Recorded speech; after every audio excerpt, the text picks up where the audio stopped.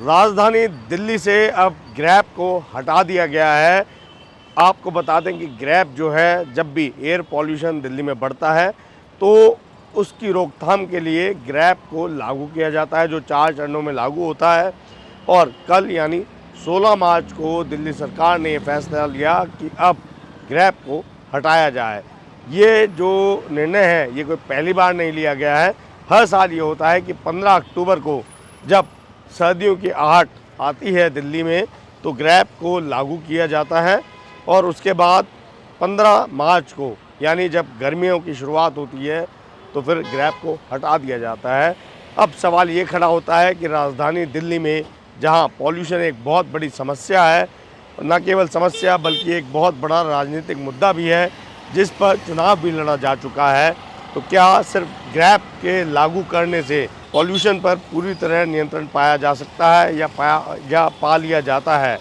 क्योंकि अगर हम बात करें ये जो ग्रैब को हटाया गया है तो ये सिर्फ़ और सिर्फ गर्मियों की वजह से, क्योंकि अब जो मौसम है वो ऐसा है कि जो पॉल्यूटेंट हैं वो नीचे ज़मीन की तरफ नहीं आते हैं, वो गर्म होने की वजह से हवा में ही घुल मिल जाते हैं या दूसरी जगह चले जाते हैं। अभी इस समय की आप देखेंगे तो ये जो AQI आप देख रहे हैं ये 193 शो कर रहा है, यानी कि मॉडरेट है, यानी ख़तरनाक सीमा से कम है। लेकिन ऐसा पूरी दिल्ली में हाल नहीं है। अगर हम ऐप पर जाएंगे तो अब भी दिल्ली के कुछ एक इलाके हैं जैसे बुराड़ी है जहाँ पर सीवियर कंडीशन में AQI है, और ये जो AQI इतना ज़्यादा है उसकी वजह अलग अलग तरीके कारण हैं जिन पर गंभीरतापूर्वक काम होना चाहिए। हमारे साथ एक्सपर्ट होंगे जिनसे हम इस पर विस्तार से चर्चा करेंगे। क्या प्रैक्टिकली ग्रैब के लागू होने से दिल्ली का जो पॉल्यूशन की समस्या है उसका निदान हो पाया या नहीं, इसको लेकर हम बात करने के लिए CSC यानी centre for science and education पहुंचे, और यहाँ पर जो एयर पोल्यूशन के प्रोग्राम हेड हैं शांभवी शुक्ला, उनसे हम बात कर रहे हैं। मैम, ये बताइए कि हर साल पॉल्यूशन की जो प्रॉब्लम है दिल्ली में बढ़ती जा रही है, चुनाव में मुद्दा भी रहा है, और ग्रैब इसको कंट्रोल करने के लिए लागू किया जाता है स्टेज 4 तक।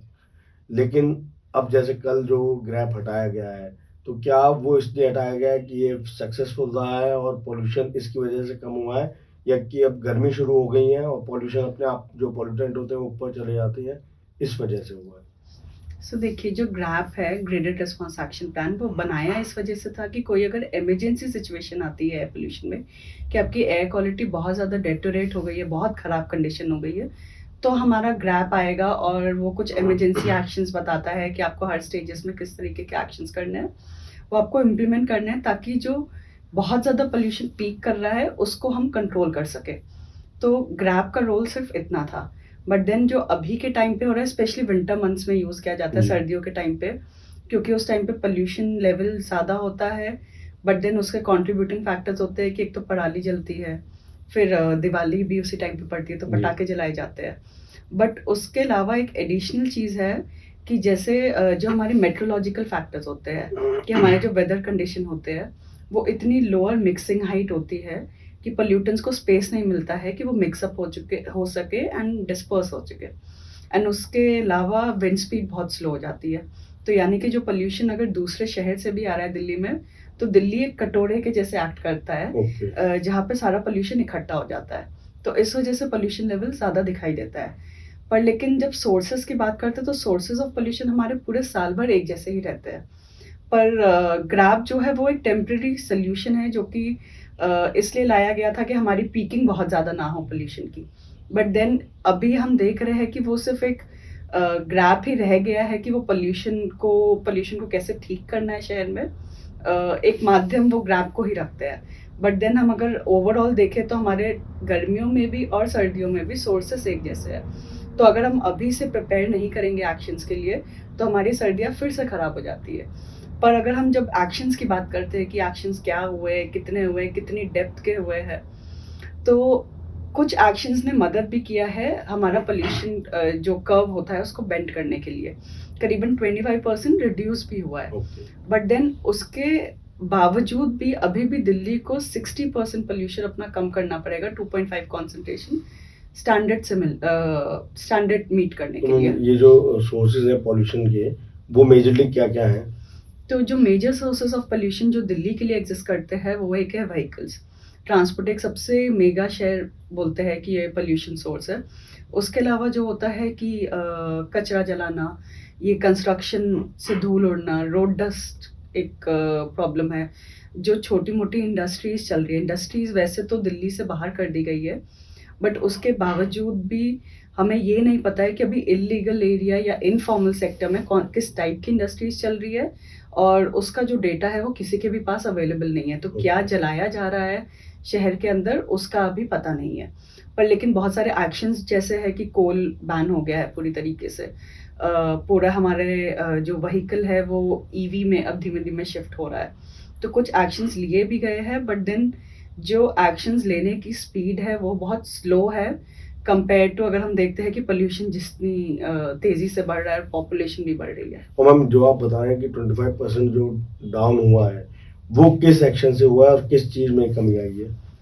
तो एक्शंस बहुत सारे हुए हैं। तो अगर स्टार्ट करते हैं जैसे व्हीकल से, तो व्हीकल्स में एक्शंस हुए हैं कि जो हैवी ड्यूटी व्हीकल्स होते हैं, ट्रक्स होते हैं, 10 साल पुराने ट्रक्स को दिल्ली में अलाउड नहीं है एंटर होना। और जो ट्रक्स एंटर भी हो रहे हैं उनको सेस देना पड़ता है, एक एनवायरमेंटल कॉम्पेंसेशन चार्ज बोला जाता है उसको। तो वो उनको पेमेंट करने के बाद ही वो दिल्ली में एंटर हो पा रहे हैं।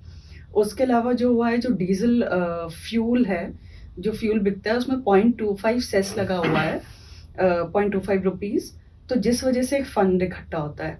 उसके अलावा जो है कि जो डीजल की गाड़ियाँ जो 2000 सीसी के अबव है, यानी कि बड़े इंजन वाली गाड़ियाँ है जो ज़्यादा पोल्यूशन करती है, उसमें भी सेस 1% का लगा हुआ है।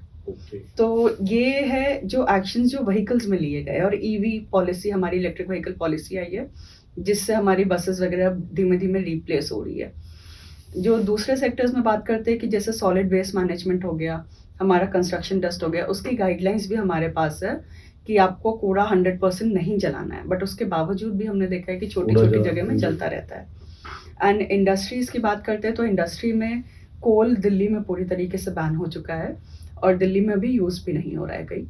उसके अलावा जो पेटकोक और फर्नेस ऑयल बोलते हैं, ये बहुत ज़्यादा पोल्यूटिंग फ्यूल्स होते हैं जो कि इंडस्ट्रीज में यूज़ होते हैं, बट वो भी अभी दिल्ली और एनसीआर में बैन हो चुका है, तो वो भी यूज़ नहीं हो रहा है। तो कुछ इन एक्शंस की वजह से हमारा जो पोल्यूशन है वो अब डिक्रीज हुआ है, बट देन हमें और स्ट्रिंजेंट एक्शंस लेने पड़ेंगे जो कि ऑन ग्राउंड इम्प्लीमेंटेशन करवाना पड़ेगा, तो हमें और बड़ा चेंज देखने को मिलेगा। जैसे अब जो कल ग्रैप हटाया है, क्या एक्चुअल में ये जो पूरा एक्सरसाइज आप बता रहे हैं क्या सिर्फ ये एक रीजन है ग्रैप को हटाने का, या एनवायरमेंटल चेंज की वजह से, ये अब गर्मी आ गई है तो इस वजह से पॉल्यूशन ऑटोमेटिकली कम हो गया है? तो ग्रैप लगाना और हटाना ये इस पर निर्भर करता है कि आपके पोल्यूशन लेवल्स कौन सी स्टेज पे है। तो विंटर्स में ये इसीलिए लगाया जाता है 15 अक्टूबर से लेकर 15 मार्च तक कि पोल्यूशन लेवल एक सीवियर कैटेगरी में, थोड़ा हायर कैटेगरी में, वेरी पूरा सीवियर में रहता है। पर समर्स के आते ही ये ग्रैप हटा दिया जाता है क्योंकि ये एक इमरजेंसी मेजर है, ये एक परमानेंट सोल्यूशन तो नहीं है कि पूरे साल भर हम ग्रैप इम्प्लीमेंट कर सकते हैं। तो इसीलिए ये हटा दिया जाता है। अभी जो हमें करना चाहिए कि अभी हमें लॉन्ग टर्म सोल्यूशंस में जो परमानेंट सोल्यूशंस है उस पर काम करना चाहिए, ताकि हमारा जो विंटर में है हमें ग्रैप इम्प्लीमेंट करने की ही जरूरत ना पड़े। तो मैम ये क्या हो सकता है, जैसे आपकी भी जो संस्था है वो इस पर रिसर्च भी करती है और दिल्ली गवर्नमेंट याद है जो स्टेट गवर्नमेंट है, इवन सेंट्रल गवर्नमेंट, वहाँ पे आप अपना जो भी फाइंड आउट होता है या रूलिंग होती है वो भेजते हैं उनको। तो आपको क्या लगता है कि क्या ऐसा होना चाहिए अभी कि आने वाले अक्टूबर में ग्रैप की कम से कम जरूरत पड़े? तो जैसे अगर हम सेक्टर वाइज बात करते हैं, जैसे इंडस्ट्रीज की बात करें, इंडस्ट्रीज में कोल बंद हो गया है, पेटकोक और फर्नेस ऑयल बंद हो गया है, बट हमें जो इनफॉर्मल एरियाज है, इन अनऑर्गेनाइज्ड एरियाज है, उसमें जाके इंस्पेक्शन करना पड़ेगा कि किस टाइप की जो छोटी मोटी इंडस्ट्रीज है वो किस टाइप की है और वो कौन सा फ्यूल इस्तेमाल करनी है जलाने के लिए। क्योंकि उसका कहीं पे भी जैसे डीपीसीसी मेंटेन करती है इंडस्ट्रीज का डेटा, पर वो डेटा कहीं पे भी एग्जिस्ट नहीं करता है। तो एक हमें उस पर सबसे ज़्यादा ध्यान देना चाहिए। उसके अलावा जो सॉलिड वेस्ट मैनेजमेंट और कंस्ट्रक्शन डस्ट की बात करते हैं तो उसकी गाइडलाइंस बनी हुई है, तो उसको सिर्फ इम्प्लीमेंट करवाना ग्राउंड में वो बहुत ज़्यादा ज़रूरी है। तीसरा सेक्टर जो व्हीकल्स की बात करते हैं कि दिल्ली में पहले ही बोला गया था कि 2010 में कोई 10-11 में ऑर्डर निकला था हाई कोर्ट का कि दिल्ली को 10,000 बसेस की ज़रूरत है। और ये बसेस का जो क्राइटेरिया होता है वो पॉपुलेशन के हिसाब से होता है। बट अभी हम देखेंगे तो अभी भी दिल्ली में सिर्फ 7,500 ही बसेस है। तो यानी कि जो सीएनजी बसेस भी है वो पुरानी हो चुकी है एंड वो धीमे धीमे रिप्लेस होगी। बट देन यही अगर हम स्टेप थोड़ा फास्ट कर दें, तो अगर पब्लिक ट्रांसपोर्ट आ जाता है, हमारे पास स्ट्रॉन्गर बसेस रहती है, तो लोग ऑटोमेटिकली प्रेफर करेंगे स्विच करने के अपने प्राइवेट व्हीकल से एक बस में, पब्लिक ट्रांसपोर्ट पे। तो उस तरीके से जो रोड में डेंसिटी है, मतलब रोड में जितने ज़्यादा लोग चल रहे हैं वो कम होगा, तो कंजेशन जिससे कम होगा, कंजेशन कम होगा, गाड़ियाँ कम होंगी रोड पे, तो अपने आप ही पोल्यूशन कम होगा। अभी ये जो बीती शादियां हैं, इसमें एक मुद्दा भी हुआ था क्योंकि जो विपक्ष है उसने ये कहा था कि दिल्ली गवर्नमेंट जो ये मॉनिटर वो लगे हैं स्टेशन है, वहाँ स्प्रिंकल ज़्यादा करवा रही है पानी, जिससे कि वहाँ का पोल्यूशन लेवल कम हो जाए। तो मतलब क्या ये जो क्वेश्चन था विपक्ष का वो जेन्युइन था? मतलब इससे कोई डिक्रीज होता है क्या लेवल? देखिए, तो मतलब स्प्रिंकलिंग अगर आप करवा रहे हो जहाँ पे डस्टी एरिया है, चाहे वो मॉनिटरिंग स्टेशन के पास हो, चाहे वो मॉनिटरिंग स्टेशन से दूर हो, तो वो मदद तो करेगा पोल्यूशन लेवल्स को कम करने के लिए, क्योंकि वो मिट्टी को गीली करके डस्ट को नीचे ज़मीन में कर देगा, तो वो मदद तो करता है। बट देन स्पेसिफिकली एक स्टेशन के पास करना, वो ऑफकोर्स थोड़ा बहुत रीडिंग को तो डिविएट करेगा, पर इतना डिविएट नहीं कर सकता है। तो स्प्रिंकलिंग तो ज़रूरी हो जाती है कि अगर हमें डस्ट को सेटल करना है, तो चाहे वो कहीं पे भी हो रही है, वो एक ओवरऑल इम्पैक्ट हमें दिखाई देता है मॉनिटरिंग स्टेशन। और मैम ये जैसे ग्रैब को ये कभी हम समझते हैं कि शायद ग्रैब लागू हो गया तो गवर्नमेंट बहुत एफिशिएंटली इस पे या सीरियसली काम कर रही है, बट आपने जैसे बताया कि जो लॉन्ग लास्टिंग मेजर्स होने चाहिए उस पर सीरियसली काम नहीं हो रहा है, तो वो किस तरीके से काम होगा? तो जैसे लॉन्ग टर्म सॉल्यूशंस है उस पर काम हो रहा है, पर वो बहुत धीमी गति में हो रहा है कि जिस लेवल पे जिस तेज़ी से वो काम होना चाहिए, वो काम उतनी तेज़ी से नहीं चल रहा है अभी। तो अगर वो उसको बस उसका इम्प्लीमेंटेशन और उसकी स्पीड बढ़ जाएगी, और जो ऑन ग्राउंड हम लोग देखते हैं कि बहुत सारे रूल्स एंड रेगुलेशंस हमारे पास बने हुए हैं, सबको पता है क्या करना है, कौन से सेक्टर में कौन से एक्शंस लेंगे, तो पोल्यूशन कम होगा। बट उसको ऑन ग्राउंड टीम को एनफोर्स करवाना पड़ेगा कि अगर एक स्पेसिफिक एरिया में धूल उड़ रही है तो उसको कैसे ठीक किया जाए, कूड़ा जल रहा है तो उसको कैसे बंद किया जाए। तो इस तरीके से लोकल लेवल पे हमें एक्शंस लेने पड़ेंगे, और वो भी इमीडिएट लेने पड़ेंगे। ओके, अब हम ये भी है कि अभी जैसे अब क्योंकि गर्मियाँ शुरू हो गई हैं, तो ये पीछे से स्टैंडर्ड ही चला आ रहा है कि लगभग 6 महीने के लिए ग्रैब शुरू होता है 15 अक्टूबर से 15 मार्च तक। बट क्या जो आप बता रहे हैं कि कई तरीके के फंड्स भी इकट्ठा करते हैं दिल्ली गवर्नमेंट, जिससे कि पॉल्यूशन पर रोक लग सके, तो वो जो फंड जनरेट हो रहा है, फंड कलेक्ट हो रहा है, क्या उसका अभी कोई खर्चा प्रॉपर्ली पॉल्यूशन को कंट्रोल करने में खर्च हो पाता है? तो जैसे ये एक जो व्हीकल से फंड्स इकट्ठा होते हैं, डीजल सेस लगा हुआ है, एसयूवी पे लगा हुआ है, ट्रक्स पे लगा हुआ है, तो ये सब फंड्स इकट्ठा हो रहे हैं, उसका कुछ पोर्शन यूज़ हो रहा है कुछ एक्शंस इम्प्लीमेंट करवाने में। बट देन जैसे दिल्ली को नेशनल क्लीन एयर प्रोग्राम के अंदर भी करीबन 80 करोड़ रुपए के करीब मिले थे, जिसमें से सिर्फ 20% ही फंड्स यूज़ किया है दिल्ली गवर्नमेंट ने। एंड देखा जाए तो वो एनकैप जो है 2026 अभी मार्च 31 को ख़त्म हो रहा है। तो वो जब हमें एक्शंस लेना है और हमारे पास फंड्स भी अवेलेबल है, तो हम उसको एक्सपीडाइट क्यों नहीं कर सकते, ये इशू है। आपने हमारे एक्सपर्ट को सुना जो ये बता रही थी कि दिल्ली सरकार अगर दृढ़ निश्चय के साथ काम करे तो प्रदूषण पर नियंत्रण पाया जा सकता है। ग्रैब जो नियम है वो सिर्फ इसलिए है कि प्रदूषण को रोका जा सके, उस पर नियंत्रण पाया जा सके, लेकिन उसके माध्यम से प्रदूषण को ख़त्म करना मुश्किल है। ज़रूरत है एक इच्छा शक्ति की, दृढ़ निश्चय की कि प्रदूषण को पूरी तरह से ख़त्म किया जाए और एक ऐसा काम किया जाए जो लॉन्ग लास्टिंग हो। आपको मैं बताता हूँ, ये आप देख रहे हैं जो टॉवर है, इसके माध्यम से जो AQI होता है वो नापा जाता है, और इस तरीके के तमाम टॉवर इनर सर्कल पर भी लगाए गए हैं, जगह जगह लगाए गए हैं।